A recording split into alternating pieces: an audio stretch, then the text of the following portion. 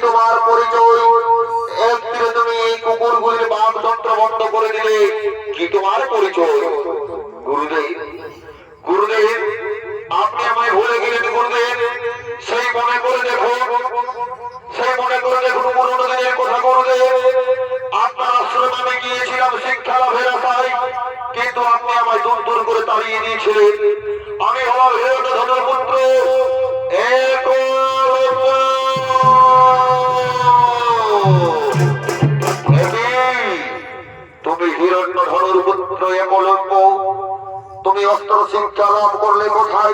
আর কে তোমার গুরুদেব?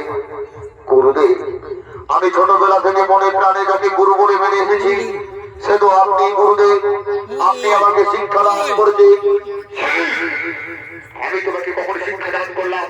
আমি তো আমার তপবন থেকে তোমাকে তাড়িয়ে দিয়েছিলাম।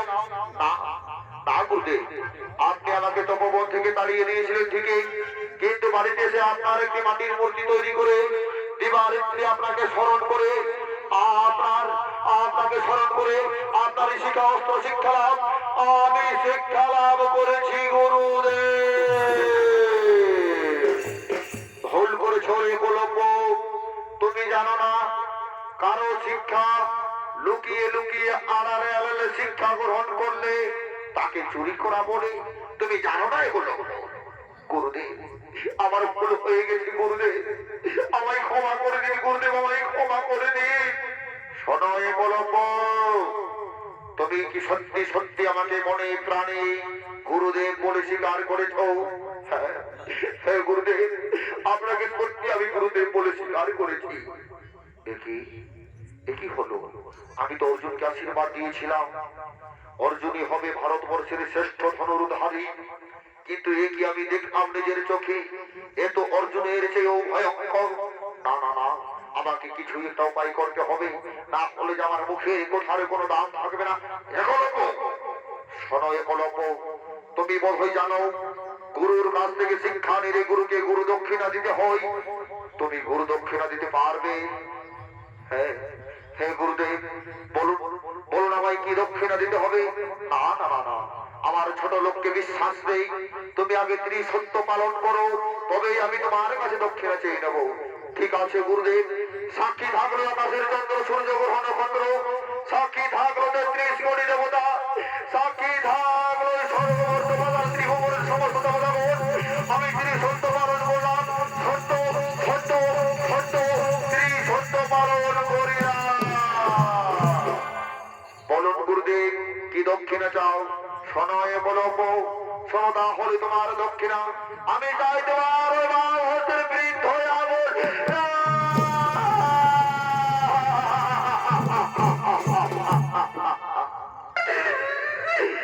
কি গুরুদেব, কি চাইলেন গুরুদেব?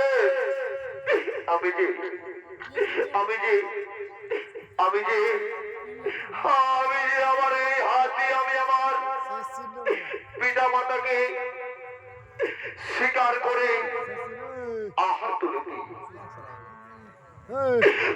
আমি যদি আঙুলটা আপনাকে ভিক্ষা দান করি, কিভাবে আমি আমার বৃদ্ধ পিতা মাতার মুখে অন্ন তুলে দেব? শোনো একলব্য, শোনো, তুমি আমার কাছে ত্রিসত্য অঙ্গীকার। ঠিক আছে ঠিক আছে গুরুদেব, আমি যখন ত্রিসত্য পালন করেছি, সাক্ষী থাকলো আকাশের চন্দ্র সূর্য গ্রহ নক্ষত্র, সাক্ষী থাকলো ৩৩ কোটি দেবতা, আমি আমার গুরুদেবকে আমার দক্ষিণা হিসেবে এবার হস্তে বৃদ্ধ আঙুল দিলাম।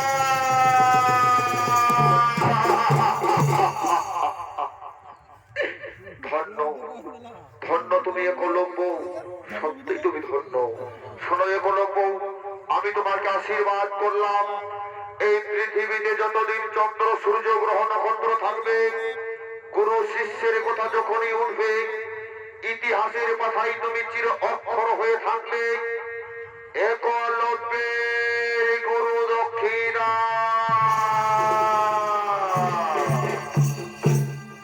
এই সারা জগৎ সংসারে তোমার থেকে আর বড় শিষ্য কোনদিন হবে না একলব্য, কোনদিন হবে না।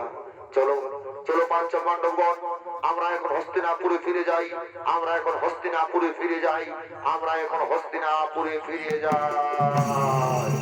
আর এদিকে সে একলব্যের পিতা হিরণ্যধনু ছুটতে ছুটতে কাঁদতে কাঁদতে আগমন